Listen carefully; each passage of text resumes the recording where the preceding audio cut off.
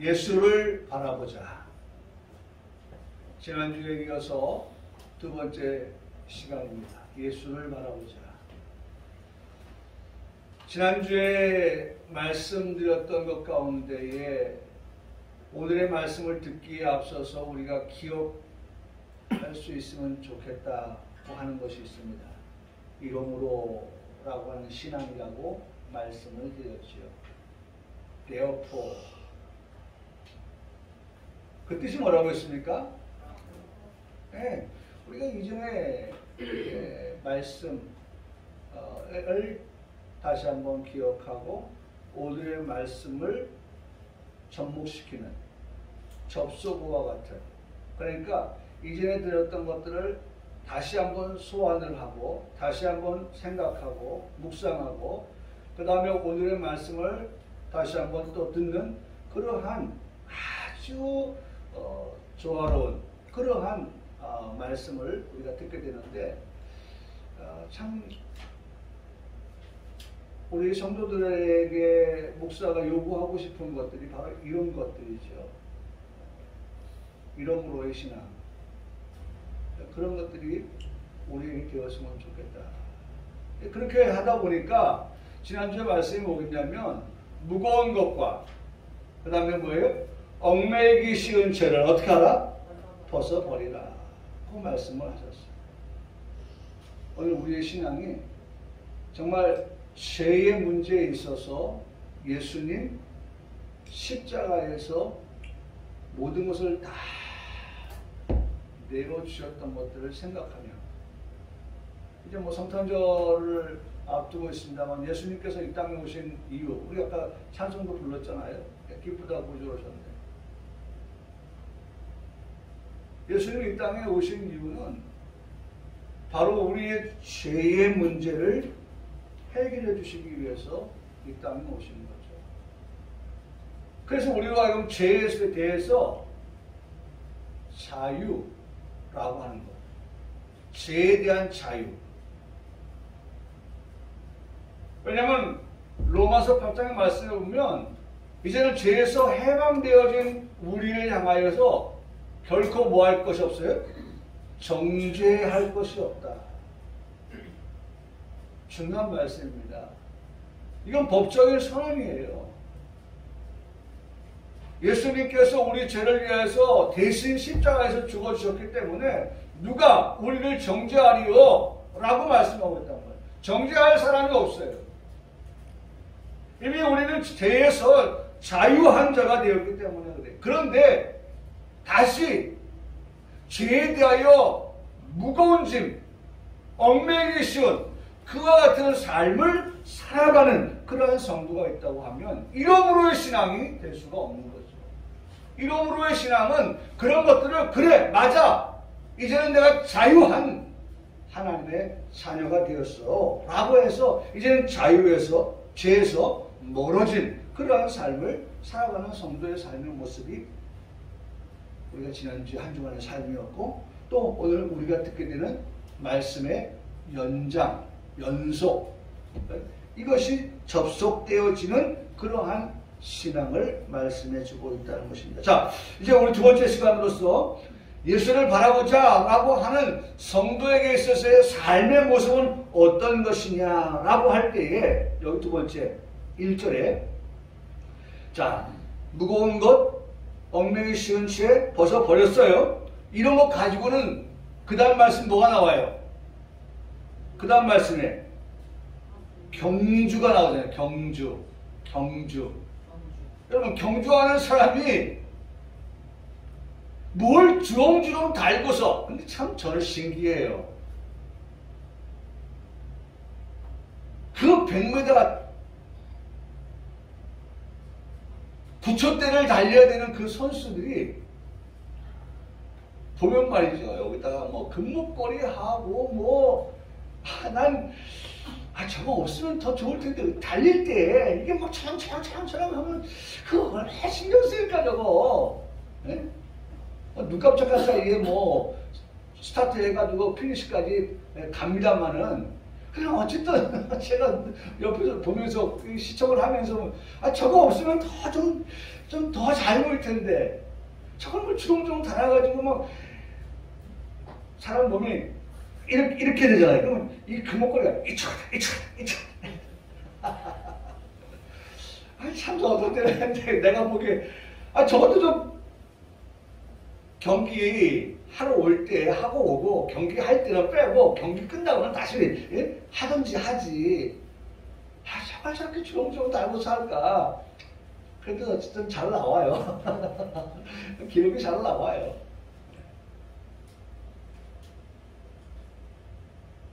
근데 말이죠. 쌀가마 하나 메고서 경주하는 사람 봤어요? 연습할 때는 어떻게 합니까? 모래주머니 달고서 연습을 하는 건 맞아요. 연습을 할 때는 그 바닷가에서 모래주머니 붙이고 정말 힘들게 자기 몸의 그 체구보다 무게보다 더 많은 것을 몸에서 지고서 달리는 거 연습하는 건 맞아요. 근데 오늘 성경은 우리에게 말씀합니다. 예수를 바라보는 성도에게 있어서는 그 성도의 삶이라고 하는 것은 경주하는 삶이다 라고 말씀하고 있다는 거예요. 경주하는 삶. 경주하는 삶에 있어서 당부하고 있는 게 있어요. 우리 지금 경주하고 있거든요. 지금 경주자로서 지금 우리가 경기에 참여하고 있어요. 그런데 그렇게 경기에 참여하는 경주자에게 들려주는 말씀이 있어요. 그것은 인내로서라고 하는 말씀이에요. 여러분, 그렇다고 하면 이 말씀을 하시는 이유는 뭘까요? 뭐가 필요하다? 인내가 필요하다는 걸 말씀하고 있는 거예요. 여러분, 우리 드디어 우리 대한민국 선수들이 16강에 진출을 했죠. 참 대단합니다. 캡틴 박에 의해서 캡틴 손이 주장 완장을 차고 그 나머지 10명의 동료들과 함께 90분 풀타임을 뛰는 그 시간, 정말 우승 후보인 어디가 싸웠어요? 네? 네? 포르투갈과 싸웠어요. 누가 있는? 호날두가 있는. 네. 어마어마한 연봉을 받아서 최고의 실력과 기량을 나타내는 그런 선수들과 맞서 싸운 우리 선수들이요. 제가 보면서 참 이제 개인기가, 우리 선수들의 개인기가 정말 출중하다. 우리 선수들도 다 월드스타다 라는 생각을 할 만큼 너무 잘하고 있어요. 네, 물론 가장 중요한 거는 결정적인 골이 문제이지만, 네. 그 골도 어쨌든 집어넣고 있거든요, 우리가. 근데 그 선수와 선수 간의 볼을 주고받는 그 모습들을 보면 참 개인기가 이제는 정말 잘 다져졌다 라는 생각을 해봅니다. 그러다 보니까 골이 나는 거예요. 네? 그러다 보니까 포르투갈을 이긴 거예요, 2대1로.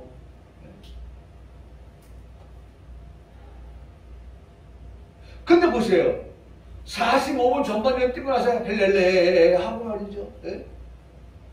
후반전 가서는 다 체력이 바닥에 나가지고 뛰지 못하고 말이죠. 그러면 전반전에 우리가 많은 득점을 했다 할지라도 후반전에 다 내줄 수밖에 없는 거예요.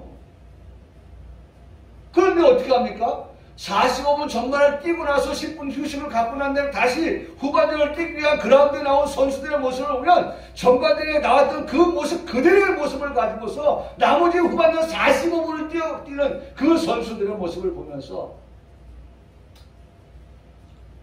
그런 모습이 그냥 나왔을까? 얼마나 많은 피나는 노력을 그들이 하였길래 그런 모습을 보일 수 있는 것일까 하는 생각을 해보게 됩니다. 거기는 뭐가 따르냐? 바로 인내가 따른다는 거예요.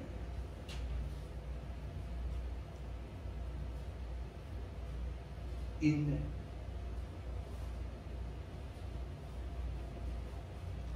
참 중요한 말씀이죠.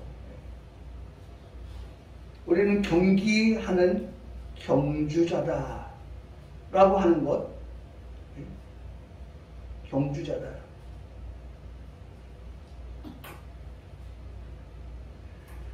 우리의 목표 16강, 8강, 4강. 이제 우리가 이제 이 16강이 지나고 나면요, 만약 16강에서 우리가 브라질을 이기고 일본이 이기고 나오면요, 8강에서는 일본과 격돌을 합니다. 그럼 뭐 또 대단하겠죠.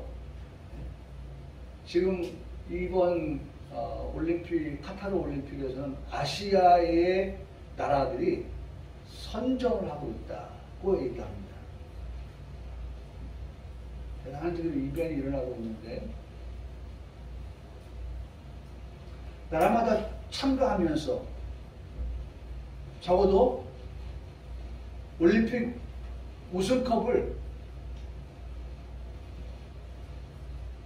손에 쥐고 그 그라운드에서 열광을 하는 그러한 것들을 꿈꾸지 않겠습니까? 그런 생각을 갖지 않겠어요?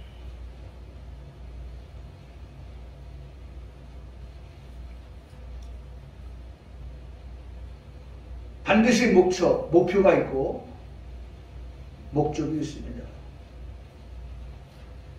경주를 하는 사람이었으나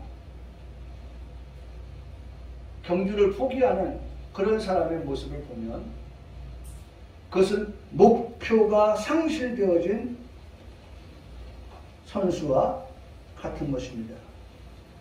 경주를 해봐서 아는데요, 실전의 경주를 위해서 사전에 답사도 가고요, 어떻게 경주할 것인가에 대한 전략도 세워 임하는 것을 볼 수가 있습니다.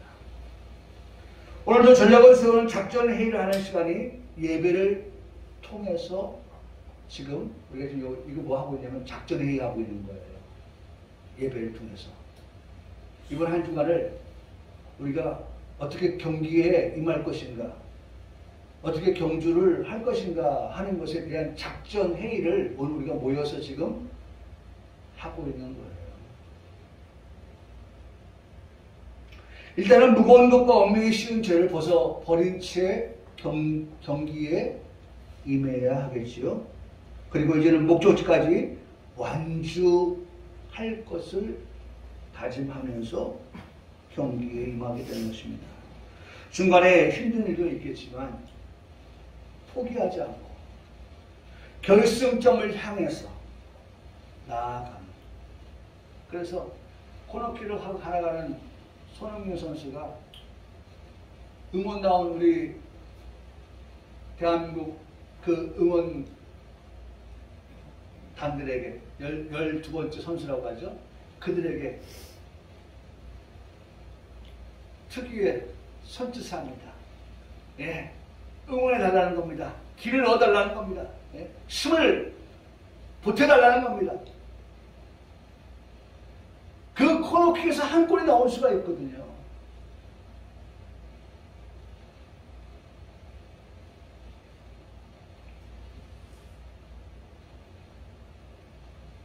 중간에 포기하지 않고 인내함으로써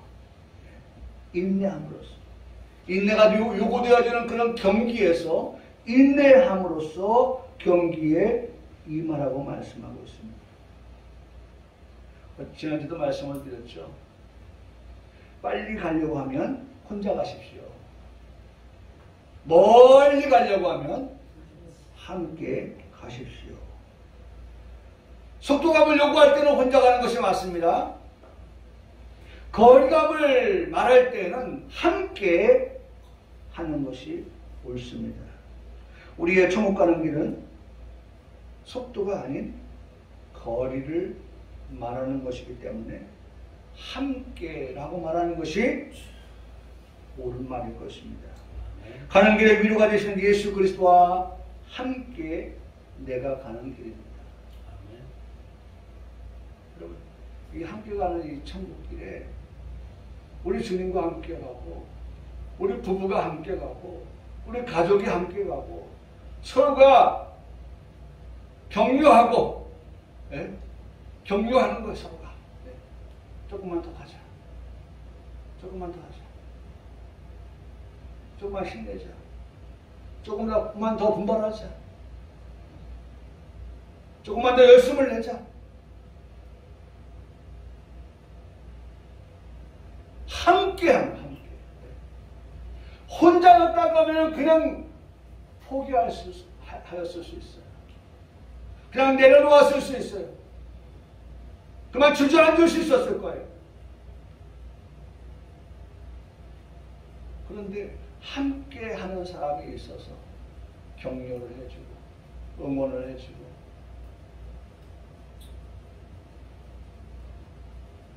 그래서 마지막까지 갈 수 있게 되는 것입니다.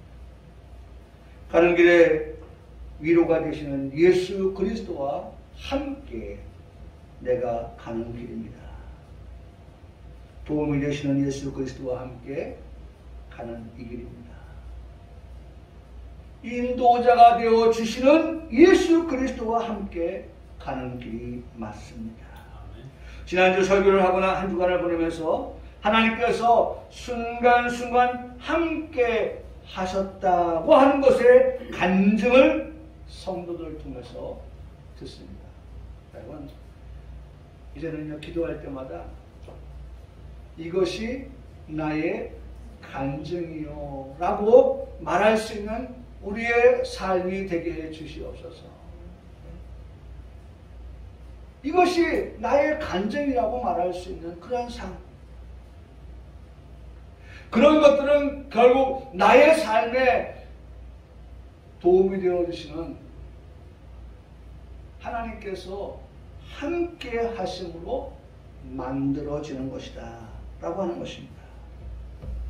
말씀이 임하는 종들에게 나타내시는 하나님께서 함께 하심이라고 믿고 감사하면서 더욱 겸손하게 하나님께서 하셨습니다 라고 고백하면서 가는 그러한 경주자, 경기에 임하는 자, 우리 성도들 삶이 되기를 간절히 소원합니다. 여전히 기대를 가지고 예수 그리스도 안에 거하는 삶을 살겠노라고 그렇게 고백하며 살아가는 성도들, 이번 한 주간도 같은 믿음을 가지고 행함의 삶을 예수 그리스도 앞에서 살아가는 그런 평강교회 성도들의 삶이 되기를 주님의 이름으로 축복합니다. 정말 우리가 이제는 경기에 임하는 나의 자세, 어쨌든 어떻게 한다? 인내한다. 인내한다. 인내한다고 하는 것은 참 의미가 큰 거예요.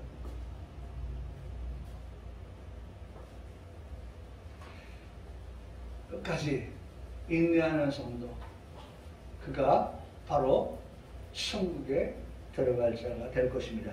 자, 2절의 말씀입니다.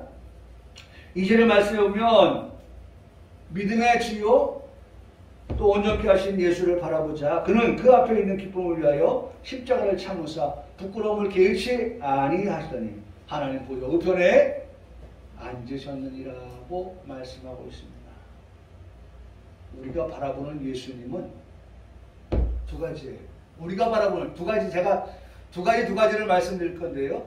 우리가 바라보는 예수님과요, 예수님이 바라보는 자신의 모습, 이 두 가지를 말씀을 드리는데요.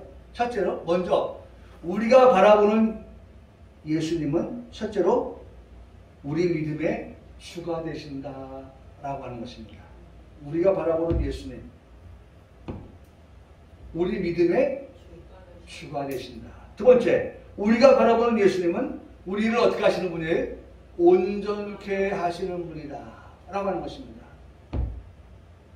우리가 바라보는 예수님은 우리를 어떻게 하신다? 온전케 하신다.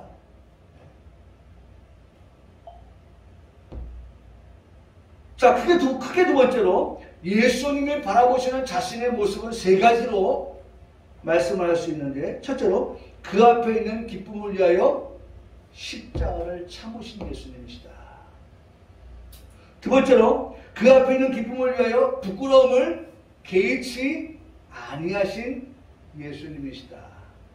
세 번째로 그 앞에 있는 하나님 보좌 우편에 앉으신 예수님이시다 라고 하는 것을 오늘 2절은 우리에게 나누어서 구분지어서 말씀하는 것을 듣습니다. 자, 그래서 이 구분지어서 말씀하시는 내용을 통하여서 우리가 받게 될 은혜를 이 시간 사모하는데요. 자, 첫째로 우리가 바라보는 예수님은 첫째, 우리 믿음의 주가 되신다라는 말씀을 드렸습니다. 우리 믿음의 그 예수님은 뭐가 되신다고요? 주가 되신다라고 말씀하시는 거예요. 이 말씀을 한번 좀 분석을 해봤어요. 이 말씀을 좀 한번 살펴봤어요. 믿음의 주라고 하는 것을 한번 오늘 이 2022년 12월 첫째 주일 우리 성도들이 정말 너무나 귀한 이 말씀 히브리서 12장 2절에 믿음의 주여 온전케 하신 예수를 바라보자라고 하는 이 말씀을 우리가 많이 듣고 많이 우리가 고백하게 되는데, 이 부분을 좀 더 면밀하게 한번 좀 살펴보자. 믿음의 주, 믿음. 그래서 이 믿음의 주라고 해서 두 가지로 또 한번 나눠봤어요. 첫 번째는 믿음이 무엇이냐. 믿음이 무엇이냐. 여러분에게 묻습니다. 믿음이 뭐예요? 라고 묻는다면 여러분들은 그 믿음을 어떻게 정의하시겠습니까? 우리 많이 우리 입에서 믿음이라는 말을 많이 합니다만은 과연 우리는 믿음이라고 하는 것을 어떻게 정의해서 말할 수 있느냐 하는 것입니다. 여러분, 오늘 이 설교를 들으면서 여러분 정말 그리스도인으로서 우리가 가장 많이 말하는 그 믿음에 대한 것을 확실하게 우리가 정리하고 정립해서 믿음에 대하여서 누군가에도 확실하게 말할 수 있는 그런 우리 성도들의 그러한 신앙이 되기를 바랍니다. 믿음이 무엇이냐? 믿음은 다른 표현으로 말하면 확신입니다. 믿음은 뭐예요? 확신이다. 두 번째로 믿음은 뭐냐? 신뢰다라고 하는 것입니다. 기억하십시오. 믿음이라고 하는 것은 확신이고 믿음이라고 하는 것은 뭐예요? 신뢰라고 하는 것입니다. 신뢰. 그래서 이걸 또 나눴는데요. 이 나눈 것을요 어떻게 적용할 것이냐라고 하는 것을 말씀을 드리려고 해요. 자, 믿음은 첫 번째 뭐예요? 확신이다. 이 확신은요 무엇에 대한 확신이냐? 구원에 대한 확신이다. 그러니까 믿음은 뭐예요? 구원이에요. 믿음으로 어떻게 돼요? 구원을 받는 거 아닙니까? 그렇죠? 믿음으로 구원받는 거예요. 할렐루야. 네. 맞습니까? 네. 아멘이십니까? 네. 네. 우리가 구원받는 건 뭘 통해서요? 믿음을 통해서 구원을 받는 거예요. 믿음을 통하여서. 그러니까 믿음은 확신이다라고 할 때에 그 확신은 무엇에 대한 확신이냐? 구원에 대한 확신이라는 거예요. 구원에 대한. 여러분, 오늘 우리에게 중요한 거예요. 믿는다고 하면서 우리에게 뭐가 없어요? 구원에 대한 확신이 없으면 여러분, 우리 다시 한번 이 믿음을 좀 더 반듯하게 세워야 할 필요가 있는 거예요. 여러분, 반드시 기억하십시오. 믿음을 가진 자는 반드시 확실히 어떻게 한다? 구원을 받는다. 우리는 믿음을 통하여 구원을 받았습니다. 구원받은 게 확실한 거예요. 오늘 우리는 믿음이 있는데 그 믿음을 통하여서 우리가 구원의 확신을 가지고 살아간다는 것입니다. 여러분, 이것이 흔들리면 안 돼요. 성도는 이것만큼은 정말 굳건한 반석이 있으니 그 위에 내가 서리라. 예. 그게 뭐가 돼요? 믿음을 통하여서 우리가 뭘 얻었어요? 구원을 얻었다. 구원을 받았다. 라고 하는 뭐가 있어야 돼요? 확신이 있어야 한다. 그게 정말 믿음이 있다고 하는 자의 모습이다. 믿음이 있는 자, 믿음을 가진 자의 모습은 확신한다. 확신. 이건 확신이에요. 토네이도가 불어도, 허리케인이 불어도, 나무가 뽑혀 날아가고 해도 우리의 그 확신은 정말 흔들리지 아니하는 그러한 분명한, 그런 확실한 그런 구원을 우리가 말할 수 있어야 된다는 거죠. 할렐루야. 네?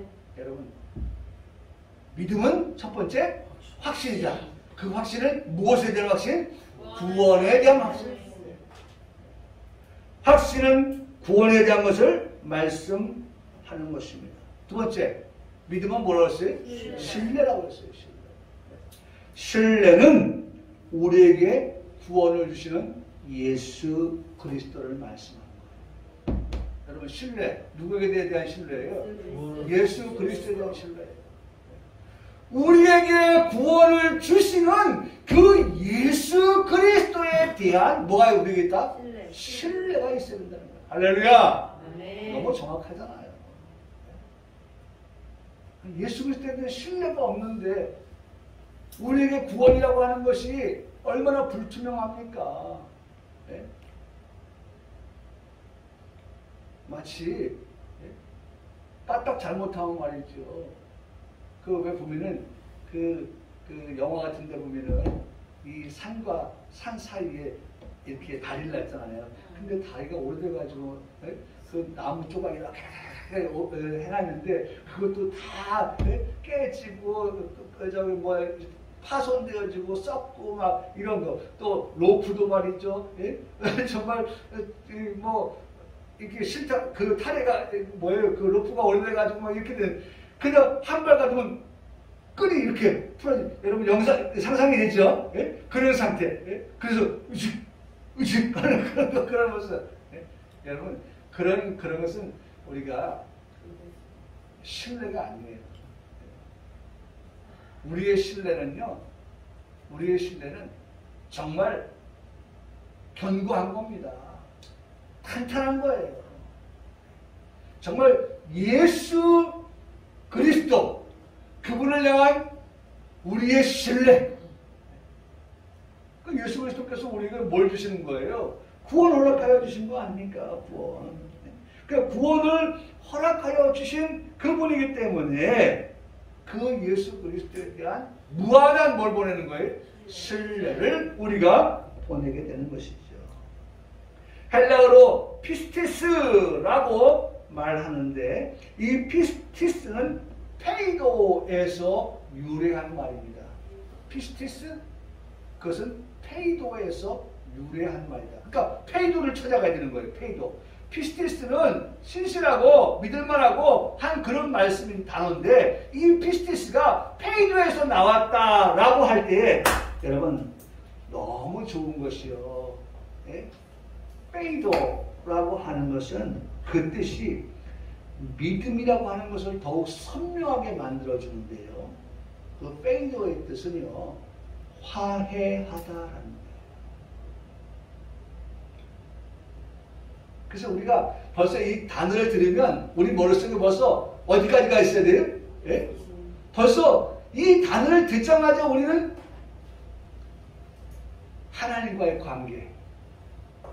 하나님과의 관계에 있어서 화해. 이것을 우리가 바라볼 수 있어야 된다는 거죠. 화해하다. 여러분 혼자서 하는 화해가 있습니다. 혼자서 하는 화해. 그것은 뭐예요? 예? 혼자 씩씩씩씩 이렇게 했다가 시간 지나면서 쓱 가라앉습니다. 그러면서 뭐라고 합니까? 미안해 내가 나한테 뭐라고 말할까? 내가 미안해 내가 나한테 미안해. 예? 혼자 씩씩댔던 거 미안해. 예, 혼자 하는 화해도 있어요. 뭐 누가 뭐라고 안 하는데 혼자서 막 화가 났다가 그냥 시들어버리는. 그런데 보편적인 그러한 화해라고 하는 것은요, 쌍방간에 문제가 발생하게 되었을 때에 문제를 풀어가는 그런 방식, 문제를 풀어가는 방식이 화해예요. 그 가운데 화해가 있게 되는 것인데요. 사실 화해하다는 말이 나오면서 먼저 생각나는 것이 바로 죄로 말미암은 하나님과 사람, 그리고 창조주와 그 다음에 피조물의 화해를 생각하게 되는 것입니다. 사실 하나님과 사람은 죄로 말미암아서 도무지 가까워질 수 없는 그런 관계였습니다. 가까워질 수가 없어요. 죄라고 하는 것 때문에 하나님과 사람 간의 관계는 좁혀질 수 없는 그러한 관계였다는 것이죠. 오죽하면 동이 서에서 먼 것 같이 라고 말씀을 통해서 하나님과 사람과의 그 머나먼 관계를 말씀하고 있겠습니까? 시편 103편 12절에 말씀하기를 동이 서에서 먼 것 같이 우리의 죄과를 우리에게서 멀리 옮기셨다. 이거는 아주 귀한 말씀이죠. 하나님과 우리와의 그 관계가 사실은 멀어졌다는 거죠. 그런데 화해를 통하여서 가까워지고 오히려 반대로 죄와 우리와의 관계는 어떻게 해요?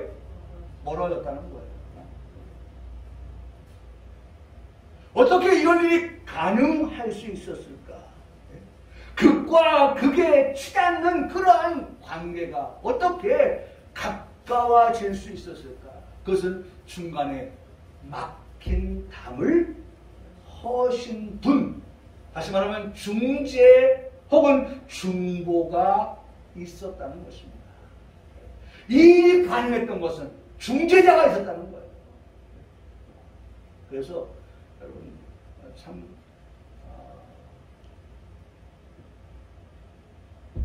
너무 중요한 거예요.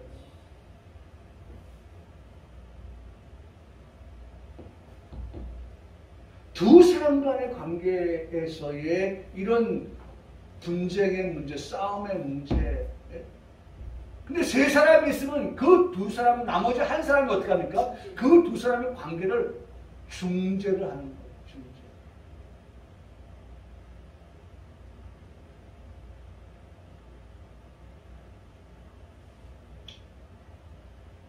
에베소서 2장 13절에서 18절까지 말씀해 보면 이제는 전에 멀리 있던 너희다.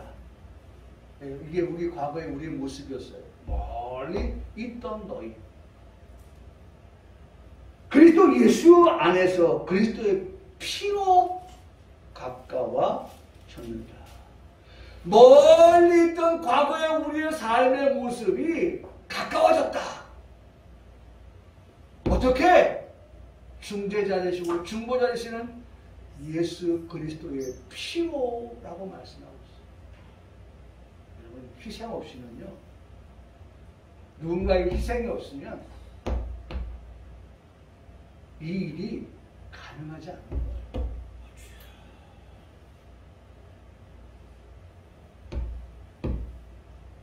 기억하세요. 오늘 우리의 가정에서도 이 말씀을 한번 적용을 시켜보세요. 누군가의 희생이 있으면 우리의 가정이 늘 분쟁 속에서의 삶이 아니라 화목하고 화평하고 화해하고 평화를 누리고 그러한 삶으로, 가정으로 삶을 살아갈 수 있어요. 성경은 계속해서 말씀합니다. 그는 우리의 화평이신지라. 할렐루야. 네? 그는 우리의 화평이다. 우리의 가정의 화평, 우리 교회의 화평. 그 사람의 있음으로 인하여서 우리의 가정이 화목하고 화평해지고 정말 행복하고, 여러분, 남 얘기 아니에요. 내가 바로 그 사람. 그는 우리의 뭐예요? 화평이십니다. 할렐루야. 네. 여러분, 내가 그 사람 되길 원합니다. 우리 가정의 그 사람은 우리의 화평이지라. 돌로 하나를 만드시고 원수된 것 곧 중간에 막힌 담을 자기의 육체를 통하여 하시고, 아까 피 말씀하셨죠. 육체, 피. 법정으로는 계명의 율법을 폐하였으니 이는 이 둘로 자기 안에서 한 세 사람을 지어 화평하게 하시고, 계속 화평을 말씀하고 있어요. 그러면서 십자가로 이 둘을 한 몸으로 하나님과 화목하게 하려 하십니다. 원수된 것을 십자가로 소멸하셨다라고 말씀하십니다. 네? 원수였던 관계였어요. 원하면 관계였어요. 근데 하나 되게 하셨어요.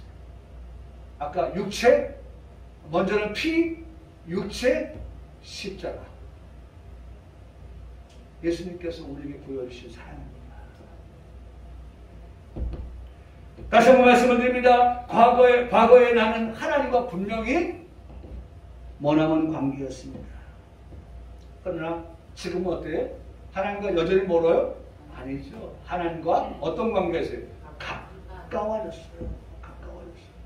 이것이 가능했던 것은 원수 되었던 우리를 십자가로 소멸하셨다라고 우리에게 말씀해주고 계시기 때문입니다. 하나님과 원수된 관계가 아닌 화목의 관계, 화평의 관계가 되게 하셨다라고 하는 것입니다. 중심에 예수 그리스도로 말미암았다라고 하는 것을 고백하여 말할 수밖에 없는 것입니다.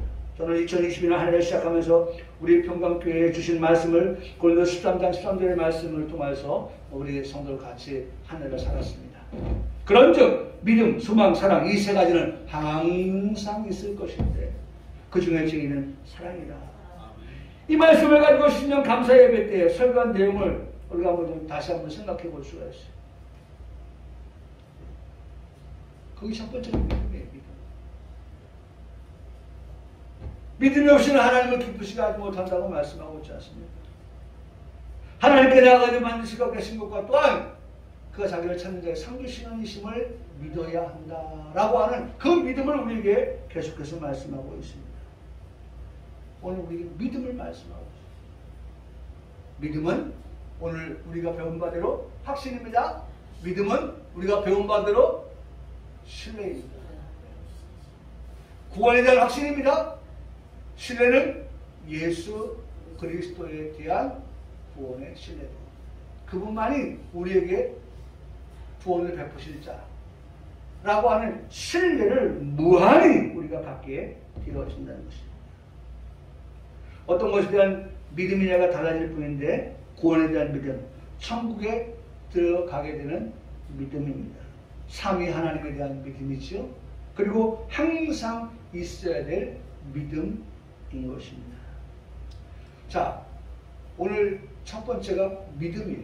그러면 믿음과 그 다음 나온 단어가 뭐예요? 주라고 하는 거죠. 주. 예? 알케고스라고 하는 것입니다. 지도자, 권세자, 통치자, 왕. 이게 주예요. 알케고스. 이 알케고스는 아르케 들어보신 분 있을 겁니다. 아르케. 시작의 시작. 처음. 태초에 라고 할 때 그 아르케. 아르케. 시작의 시작. 우리 믿음의 시작을 어디에서부터 라고 해야 하겠습니까? 예? 우리 믿음의 시작을 아르케. 어디서? 아고. 그러니까 알케와 아고가 하나가 되어서 알케고스가 되는 거예요. 이 알케고스를 이렇게 세분화시키면은 알케고스는 아르케 시작. 그 다음에 알고, 아고라고 하는 것. 근데 이 아고는요, 인도하다, 가져오다, 운반하다, 끌어넣다라는 뜻이에요. 그러니까 여러분, 믿음이라고 하는 것은요, 우리가 믿음이 시작되어진 것은요, 우리 믿음이 들어와서 믿음이 시작되어진 것은 하나님께서 우리에게 아고, 믿음을 그 통치자 되시는 하나님께서, 왕 되시는 하나님께서, 주관자, 주권자 되시는 하나님께서 우리에게 믿음이라고 하는 것을 어떻게 해? 아고, 예? 어떻게 주셨다는 거예요? 예? 가져다 주었고, 할렐루야. 여러분 정확한 겁니다. 우리의 믿음이라고 하는 것은요, 하나님께서 우리에게 아고해 주신 거예요. 하나님 우리에게 믿음을 주셨기 때문에 우리에게 믿음이 있는 것이지. 예? 우리의 믿음의 시작은 하나님께로부터라는 사실이에요.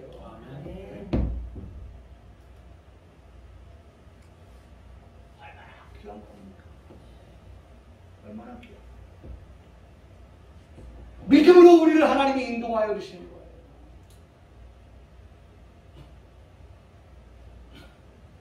결국 믿음의 주는 태초에 천지를 창조하신 통치자 하나님께서 연약한 사람들에게 믿음을 가져다 줌으로써 얻게 되어진 것이다 라고 하는 것입니다.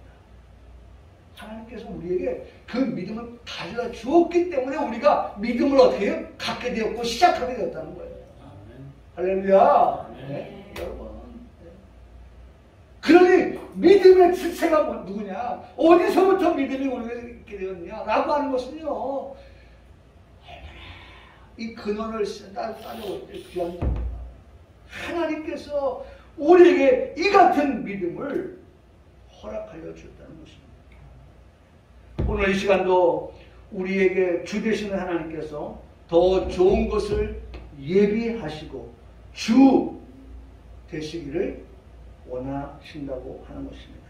믿음의 주 되시는 예수 그리스도께서 저희 모두에게 믿음을 이 시간 운반하여 가져다 주시는 그러한 복된 시간이 되기를 간절히 축복합니다. 네. 이 시간도 하나님께서 우리에게 아고 믿음을 어떻게 갖다 주고 운반해다 주고, 그래서 어떻게 믿음이 쌓여서 믿음이 더하여지는 성도.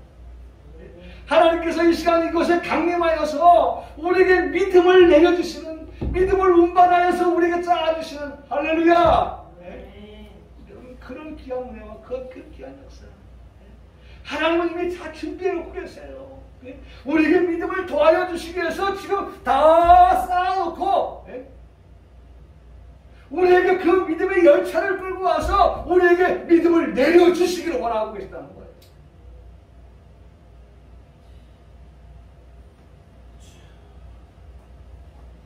우리가 바라보는 예수님,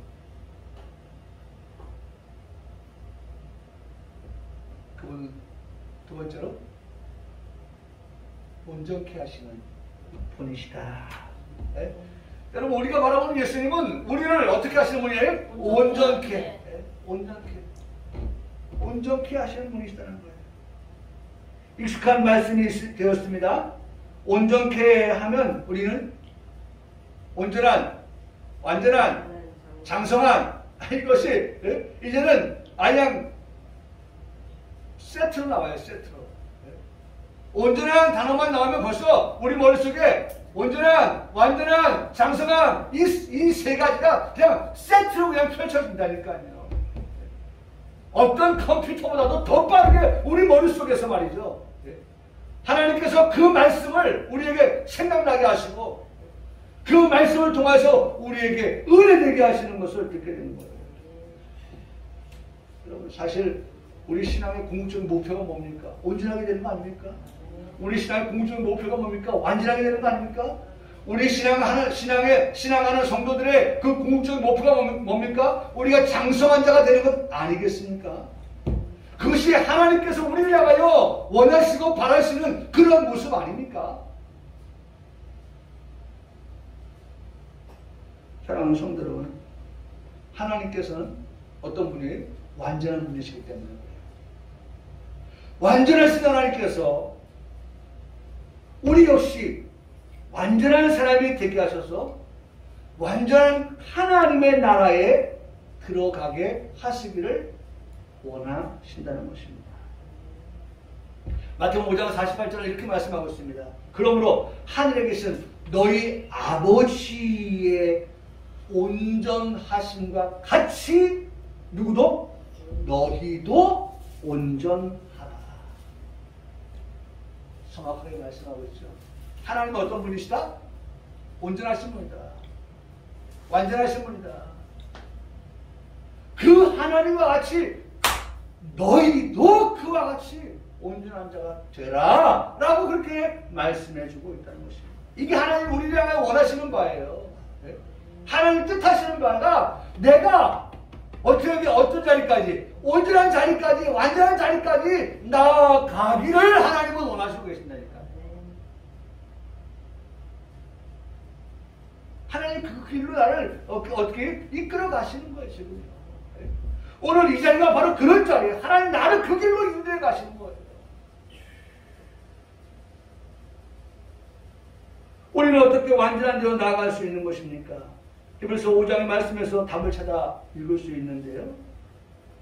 히브리서 5장 7절부터 14절까지 말씀을 읽으면 거기에서 우리가 답을 찾을 수가 있어요. 8절 말씀부터 확인해 들어가는데 고난을 받으시는 분은 누구이냐? 하나님의 아들 예수님이시다. 예수님께서 받으시는 고난이 어느 정도냐?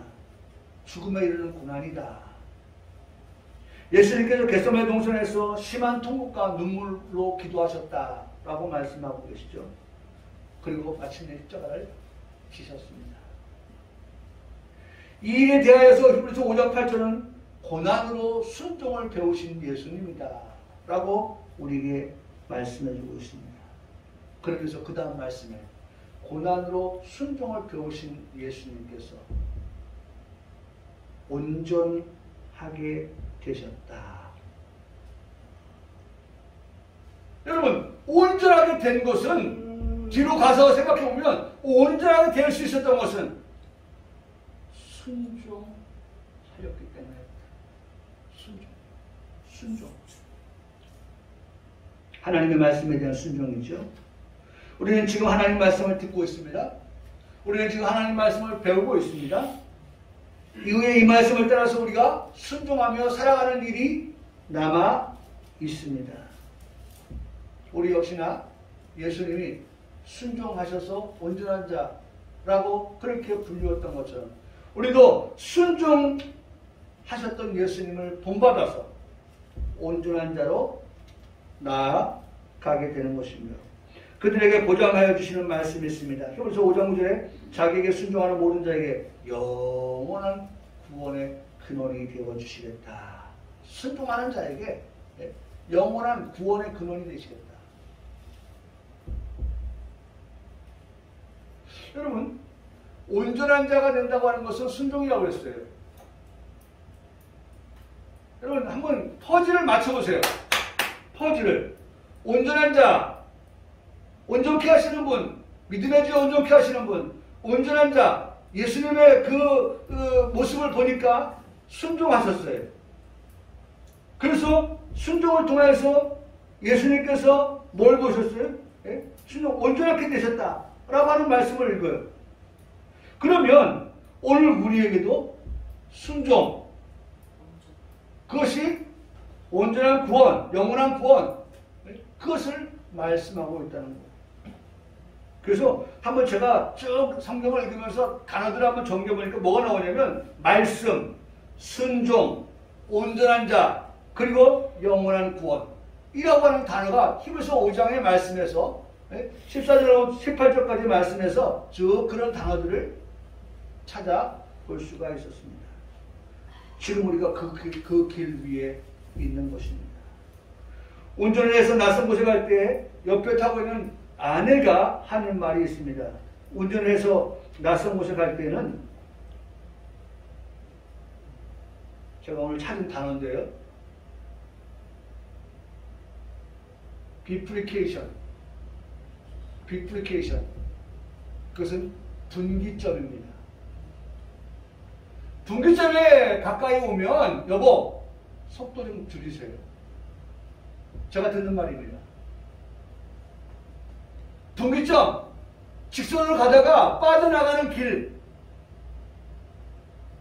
호남선으로 빠지고 전라선으로 빠지고 빠져나가는 그러한 분기점에 가까이 오면 속도를 줄이세요.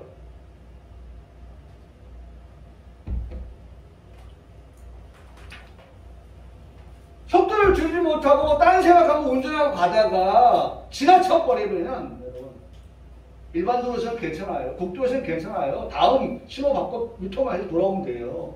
그런데 고속도로에서는요, 보통 20km, 많으면 40km 가야만이 돌아올 수 있는 그러한 여지가 생기는 거죠.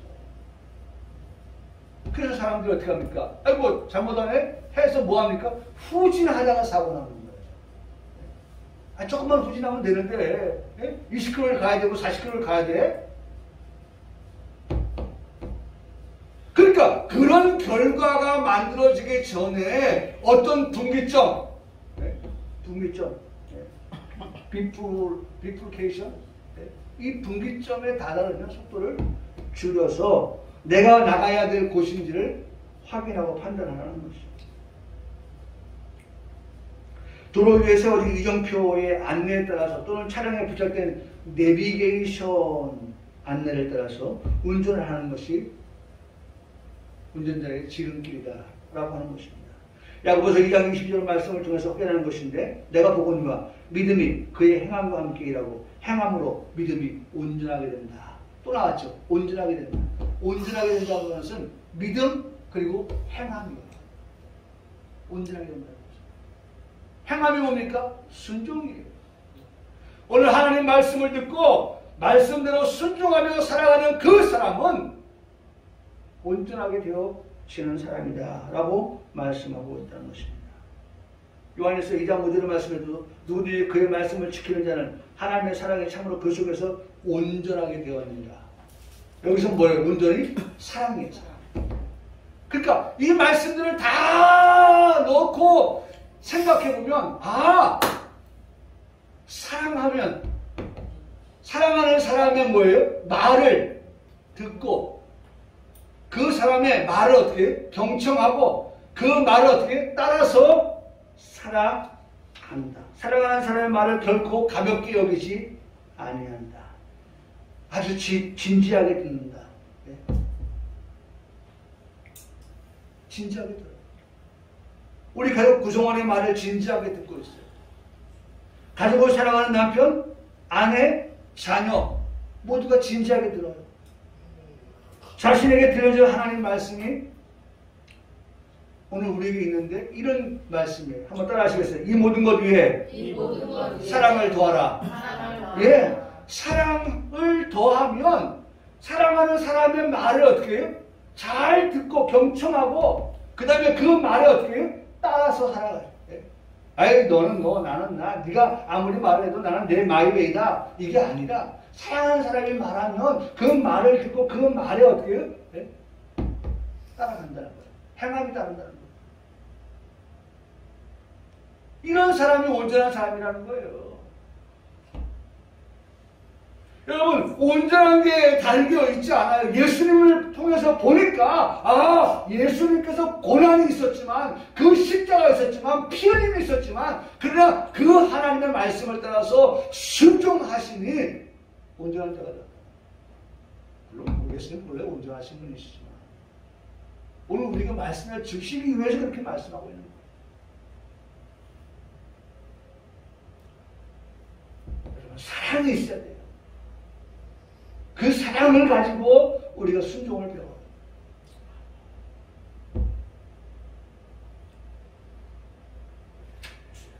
우리 하나 다음에 보기로 하고요. 어쨌든 지금까지 우리가 말씀받았던 것은 뭐였어요? 네? 우리가 바라보는 예수님. 네?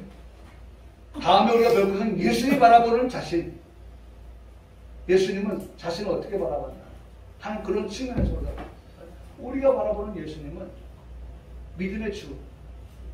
우리가 바라보는 예수님은 우리를 온전케 하시는 분이라고 하는 큰 제목의 말씀을 저희들이 들었습니다. 오늘도 그렇게 우리가 믿음 가지고 살아가는 성도의 삶이 되기를 주님의 이름으로 간절히 축복합니다. 네.